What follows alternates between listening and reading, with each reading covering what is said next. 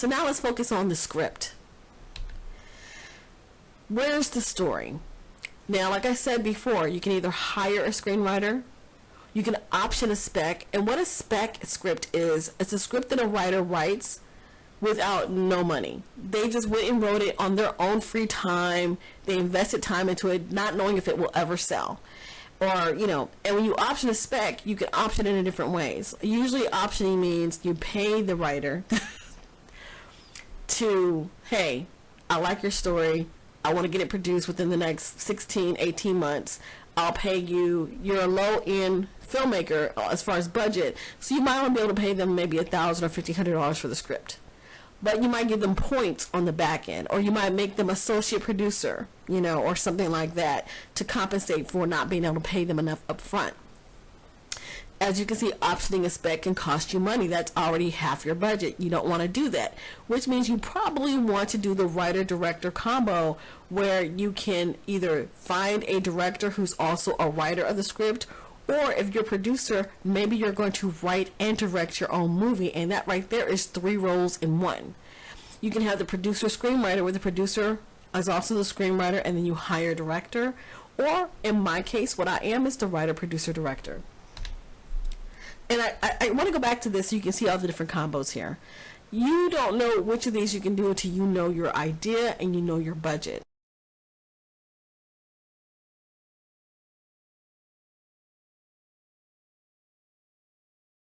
When you're working with a more experienced team, all they know is the screenplay, and they know the budget of the screenplay, and they're raising money to get that, or they may be given a certain amount of money by the studios.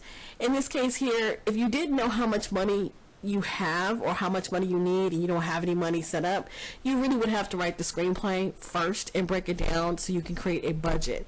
But that's when you're a no budget filmmaker, that's reverse for you. You really need to know your budget first. So that means you want to know your budget before you do your script, so that you can design and cater your script to fit your budget. And that's why we're going this route. So when you're catering your script to fit your $3,000 budget, you got to know what type of story you want to tell. Do you want it to be high concept? Do you want it to be a niche or genre screenplay? Do you want it to be character or plot driven? Well, let's back up. We know we only have $3,000, right? So we can't do high concept. If you do high concept, it just means commercial. And a commercial film means you want to attract a broader audience, which means you're going to probably have to spend a little bit of money because you're trying to please the audience. Okay, niche genre. Niche genre are like cult film classics. They're smaller films or art house films. They're films that really are not commercial driven. They're not commercial darlings. They're not high impact. So you probably can get away with doing some creative solutions to stay within your budget. And then character versus plot driven. If it's plot driven, that means the plot moves the story. And usually that means you have to have bigger scenes, action, more locations, things like that to keep people entertained for the story, since they don't have a plot. Since they don't have the depth of the character.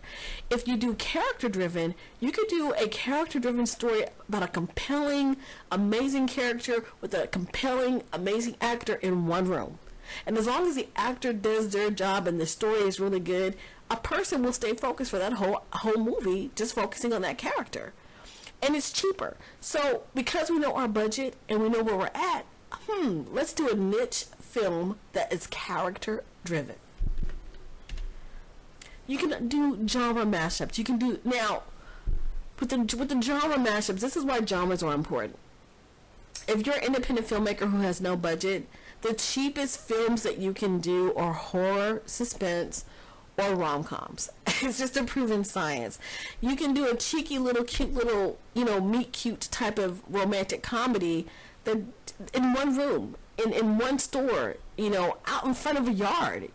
As long as it's cute and it has depth to it, you can get away with it. People don't expect much out of rom-coms, and they don't expect much out of horrors. They just expect to have a feeling or emotion from those things. So some of the genre mashups that don't cost a lot of money to do are quirky rom-coms, millennial horror films, family drama, and self-discovery or coming-of-age stories. The next thing you want to think about is your theme. Okay, so now we know that we want to do a niche character-driven story. We know we want it to be a quirky rom-com that has some self-discovery in it. And now we got to come up with a theme. A theme connects the emotion or the message that you're trying to convey. Is this story going to be about revenge? Is it going to be about hope, forgiveness, or adventure? I'm going to focus on forgiveness. So we have a quirky rom-com that's self-discovery, that's going to have an overall theme about forgiveness, and it's going to be niche and character-driven.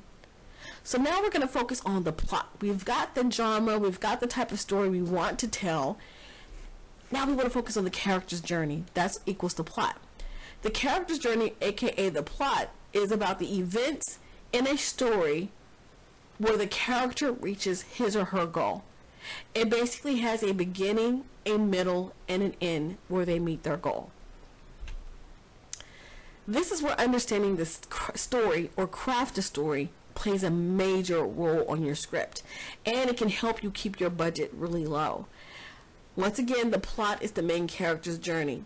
And in that plot, we have to have plot points that show us her vulnerable protagonist with an emotional arc and a goal.